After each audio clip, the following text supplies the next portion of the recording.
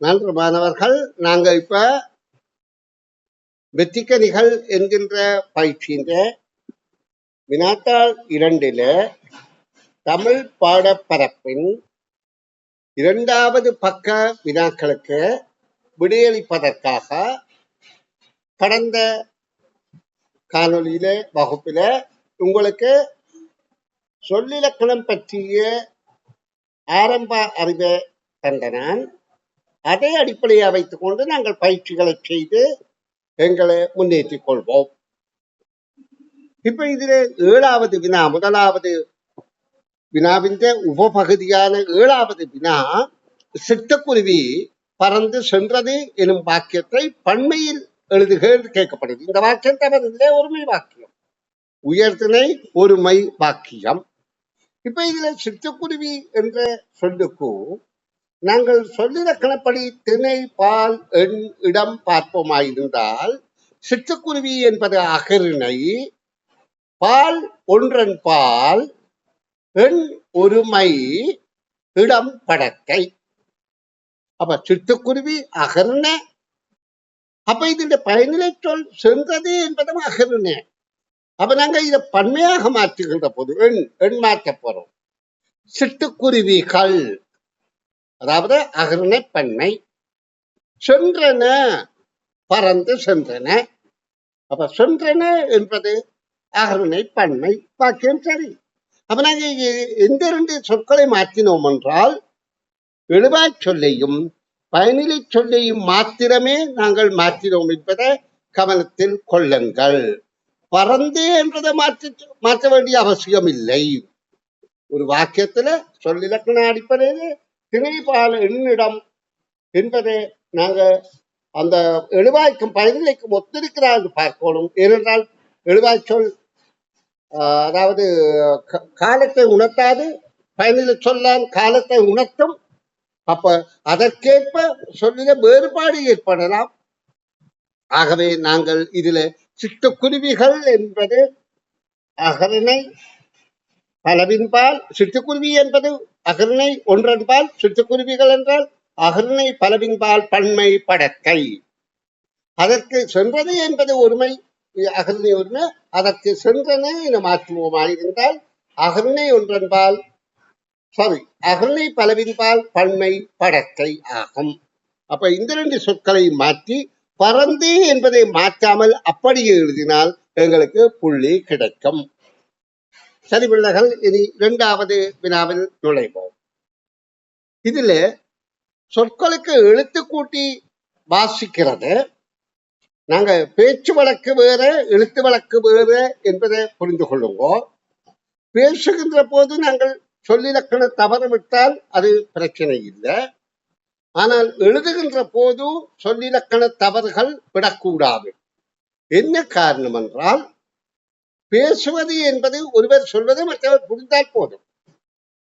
ஆனால் எழுதுவதோ ஒருவரிடம் இருந்து இன்னொருவருக்கு பரிமாற்றம் செய்யப்படுது, காலங்காலமாக பரிமாற்றம் செய்யப்படுது. பேச்சு மொழி என்பது பிரதேசத்துக்கு பிரதேசம் மாறுபட்டாலும் எழுத்து மொழி மாறுபடாது. அப்போ எழுத்து மொழியில தவறு விடக்கூடாது. அப்போ எழுத்து மொழியில எழுத்து வழக்கில தவறு விடாமல் நாங்கள் எழுதவும், அதாவது எழுதி வைத்துக் கொள்ள எழுத தொடர்புபட பயிற்சி பெற்றிருத்தல் வேண்டும். இப்ப இதுல பாருங்க, உங்களுக்கு நல்ல ஆலோசனை ஒன்றை கூறுவதற்கு அனுமதி தருவீர்களா? அப்ப இந்த ஆலோசனை என்பது நாங்கள் பேசுற போது அத உச்சரிப்பில 3 சுழி கூடி வரலாம். ஆனால் எழுதுகிற போது ஆலோசனை என்பது 2 சுழிகளை கொண்ட ஆலோசனை தான் பொருத்தமானதாக இருக்கும். இது தவறு. ஆனால் பேச்சு மொழியின் போது அது தவறு என்று சொல்லுகிறார். ஏனென்றால் பேச்சு ஒவ்வொருவருக்கும் ஒரு பிரதேசத்துக்கும் ஒரு பிரதேசம் மாறுபடும். அப்ப தவறு இல்லை. என்ன காரணம் என்றால், பேசுவது ஒருவர் பேசுவது மற்றொரு புரிந்தால் சரி. அதுக்காக விரித்து விவரித்து சொல்லிலக்கண அடிப்படை கருத்து எல்லாம் வைத்து ஒருவர் பேசுவார், அவரை பார்த்தா நகைச்சுவை கோமாளி மாதிரி இருக்கும். அப்ப கோமாளி மாதிரி நாங்கள் நடைமுறையில பேசாம, பேசுவதை ஒருவர் பேசுவதை மற்றவர்களுக்கு புரிந்தால் சரி. எழுதுகின்ற போது மாத்திரம் நாங்கள் இந்த சொல்லிலக்கண ஒழுங்க பின்பற்றி எழுதுதல் வேண்டும்.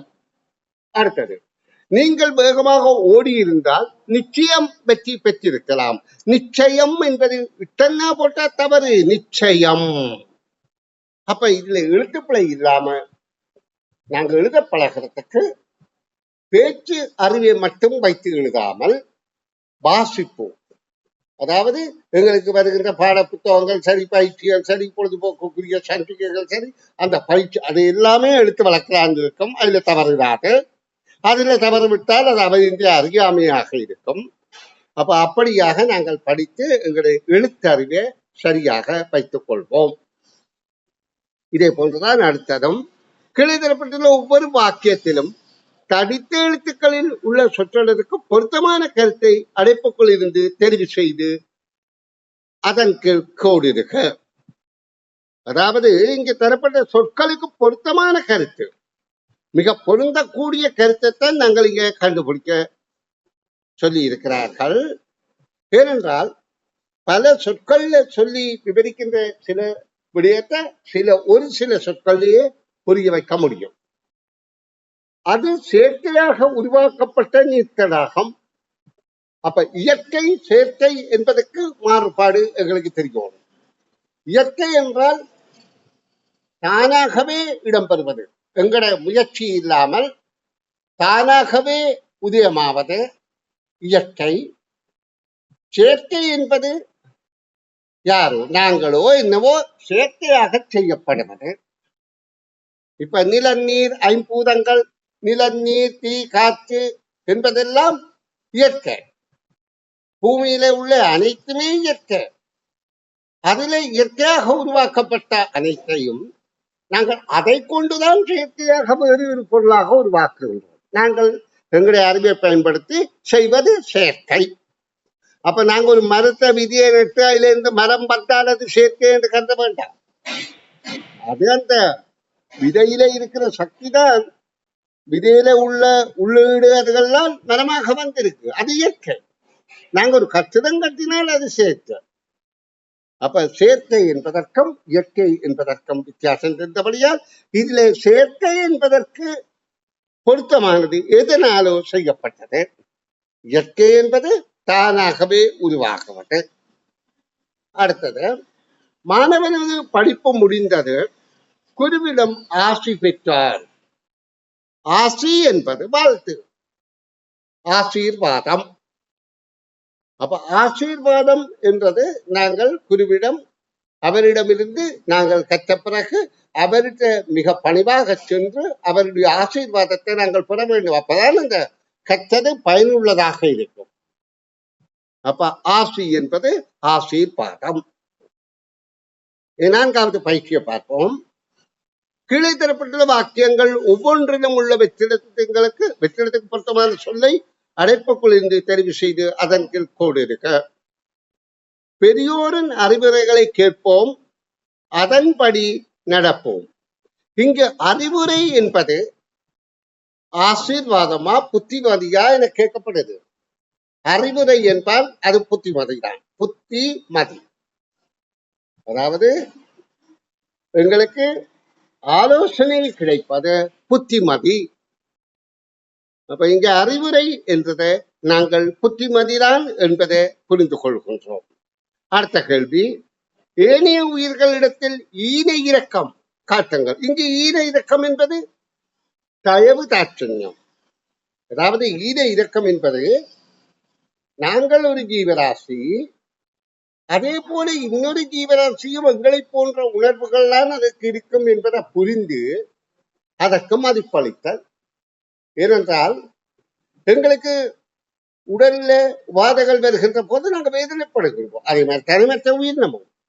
அப்ப உயிர்களிடத்தில் ஏனைய உயிர்களிடத்தில் ஈன இரக்கம் காட்டுங்கள். இங்கு ஈன இரக்கம் என்பது தயவு தாட்சண்யம் என்பது கருத்தாகும். அப்ப இந்த கேள்விகளுக்கான விடை ஈன இரக்கம் தயவு தாட்சண்யம், புத்திமதி என்பது அறிவுரை என்பது புத்திமதி. இனி நாங்கள் தொடர்ச்சியான அடுத்த வினாவை பார்வையிடுவோம். கவனிப்போம். கீழே தரப்பட்டுள்ள கவிதையில் வெற்றிடத்தை பூரணப்படுத்துக. இது பாட பயிற்சி புத்தகத்துல உள்ள ஒரு கவிதை. ஏடு படிக்கும் யாவரும் கூடி வீடு கட்டினோம், வீடு உடைந்து போகும் முன் ஓடி வந்து பாருங்கள். இது சிறுவர்கள் கூடி ஒரு வீடு கட்டுகின்றார்கள். அந்த வீடு விரைவில் உடைய போகின்றது என்பது அவர்களுக்கு தெரிகின்றது. அது உடைந்து போறதுக்கு முதல்ல ஓடி வந்து பாருங்க. அப்ப இந்த வீடு அவர்கள் கட்டியது என்பதால் திரகாத்திரமானது இல்லை. ஆனா அவர்களுக்கு அது ஒரு மன திருப்தி. அதை செய்தது அதை மற்றவர்கள் பார்த்து சந்தோஷப்பட்டு தங்களை குதூகலிக்க வைக்கணும் என்பதற்காக கெதியா ஓடி என்று பாருங்க என்று அழி அந்த பாடல். இது கடற்கரையில போய் கடற்கரை மணலை காலுக்க குவித்து ஒரு கோட்டை மாதிரி கட்டுறது. ஏனென்றால் மணல்ல கடற்கரை மணல் மண், ஆனால் அது ஒட்டி கொண்டிருக்காது. ஆனா கொஞ்ச நேரத்துல அந்த ஈரம் காரணமாக ஒட்டி கொண்டிருக்கும். ஆனா சிறிது நேரத்துல அந்த ஈரம் இல்லாம போனோன்னு அது உலர்ந்து, அதாவது உடைந்து விடும். அப்ப அப்படியாக இதை கருத்துவோம். அப்ப வெற்றிடத்துக்கு பொருத்தமானத அந்த கவிதையில நாங்கள் எழுத வேண்டும். அப்ப இதுக்கு எங்கே அறிவை பெற்று நாங்கள் என்று சொன்னா, நாங்க பாடத்தை படிக்கின்ற போது அந்த பாடத்தை விளங்கி கொண்டதன் மூலம் இந்த வினாவுக்கு விடை அளிப்போம். இனி நாங்கள் இந்த பக்கத்தின் இறுதி வினாவை பார்வையிடுவோம். அடைப்புக்குள் தரப்பட்டுள்ள மரபு தொடர்களில் பொருத்தமானதை தெரிவு செய்து எழுதுகிறார். மரபு தொடர் என்றால் என்ன? மரபு என்றால் என்னென்றால் காலங்காலமாக பேணப்பட்டு பேசப்பட்டு வருவதுதான் மரபு. அப்ப இதுல மரபு தொடர் என்றால் என்ன? அந்த ரெண்டு சொல்லாவது தொடர். ஒரு சொல் தனிய மரபு சொற்கள் இருக்கின்றது, மரபு தொடராக முடியாது. மரபு தொடர் என்றால் ரெண்டு சொல்லாவது இருக்க வேண்டும். தொடர் என்றாலே வாக்கியம், அதாவது ஒன்றுக்கு மேற்பட்ட சொற்கள் இருந்தால் தான் தொடர். ஒரு சொல் என்றால் அது தனி சொல்லா. அப்ப இது மரபு தொடர், மரபு சொல் அல்ல, மரபு தொடர். அப்ப இந்த மரபு தொடர்கள் சொற்களை பலது எழுதி விவரிக்க வேண்டிய விடயத்தை ரெண்டு சொற்கள் ஊடாக நாங்க புரிந்து கொள்ளுதல். தலை கவிழ்தல், உச்சி குளிர்தல், கரை பூசுதல், கரை கண்டவர், அள்ளி கொட்டுதல், நடைப்பிணம். இது நல்ல தமிழ் பேசுவோருடைய பேச்சு வழக்கில் இந்த சொற்களை அவர்கள் பயன்படுத்துவார்கள். ஏன்னு சொன்னால், இந்த ஒரு சொல் ஒரு வருஷம் ரெண்டு சொல்லும் சேர்ந்து இந்த மரபு தொடர் ஒரு ரெண்டு சொற்கள் சேர்ந்து மிக ஆழமான கருத்தை தரும். அப்ப நிறைய சொல்ல தேவையில்லை. இப்ப பாருங்க, தரமைந்து புலமை பரிசில் பரீட்சையில பல பிள்ளைகள் தமது பெற்றோரை தலை கவிழ வைப்பார்கள் என்றால் இந்த கருத்து என்ன? அவர்களை, அதாவது அவர்களுக்கு சிறந்த பெறுபேறு எடுக்காவிட்டால் அது ஒரு மானக்கேடு, மரியாதை இன்மை, தலை கவிழ்தல். இப்போ ஒருத்தர் தெருவில போகும்போது தலை நிமிந்து கொண்டுதான் போவார், தலை குனிந்து கொண்டு போவதில்லை. தலை குனிந்து போறது நாகரிகம் என்றும் இல்லை, அது வெட்கன் நாணம் என்றதுக்கு அப்படி சொல்கிறார்கள். ஆனா தலை நிமிந்துதான் போகணும். தலை நிமிந்தவன் தான் சுதந்திரமானவன். குனிந்து போறது தவறு.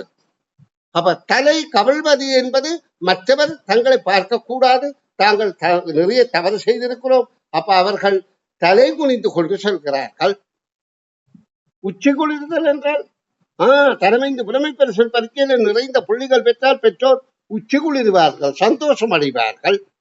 கரி பூசுதல் என்றால், அதாவது பெற்றோருக்கு தாங்கள் படிப்பது போல நடித்து கொண்டு படிக்காம ஏமாற்றுவது என்றால் அது கரி பூசுவது. பெற்றோரின் முகத்தில் கரி பூசுகின்றார்கள். கரை கண்டவர் என்றால் எல்லா விடயங்களையும் தெரிந்திருப்பவர். அள்ளி கொட்டுதல் என்றால் நிறைய கிடைக்குது. ஒருவர் ஒரு வியாபாரம் தொடங்குறார், கடவுள் அள்ளி கொட்டுறார். அள்ளி கொட்டுறாருன்னா நிறைய லாபம் கிடைக்குது. நடை பிணம் என்றால் அவற்றை சொல்ல யாரும் ஏற்கவில்லை, அவர் ஒரு வேண்டப்படாதவராக இருக்கின்றார். நடை பிணம். பிணத்தாலே ஒரு பயனும் இல்லை. பிணம் என்பதற்கு நடக்கவோ பேசவோ கதைக்கவோ ஒன்றுமே முடியாது. உணர்வுகள் எல்லாம் அடங்கி எல்லாம் போய் உயிரும் போனவர்தான் பிணமாக இருக்குது. அப்ப நடைப்பிணம் என்றால் அவர் நடக்கிறார், ஆனால் அவர் பிணம் போன்றவர். அவரால் ஒரு பயனும் இல்லை, அவரை ஒருவரும் மதிக்கவும் இல்லை, அவரால் பயனும் இல்லை, அவர் நடைப்பிணம். அப்ப இதெல்லாம் மரபு தொடர்கள். இதுல பாருங்க, ஒரு விடிய பற்றி முழுவதும் அறிந்தவர் என்றால் அவர் கரை கண்டவர். இப்ப ஒரு விடயத்தை தொடர்ச்சியாக பயிற்சி செய்து கொண்டு வந்தால் அவர் அந்த விடயத்துல கரை கண்டு தரப்பார் என்றால் அவருக்கு எல்லாம் தெரியும், முழுக்க தெரியும். கரை கண்டவர். அனைத்தையும் இழந்து பயணித்தவராகினோர் அவர்தான் நடைப்பணம். ஒன்றுமில்லை அவருக்கு, அதோடு அவரால் பயணம் இல்லை. அப்ப நடைப்பணம் என்று அழைக்கப்படும். நன்று மாணவ செல்வங்கள்.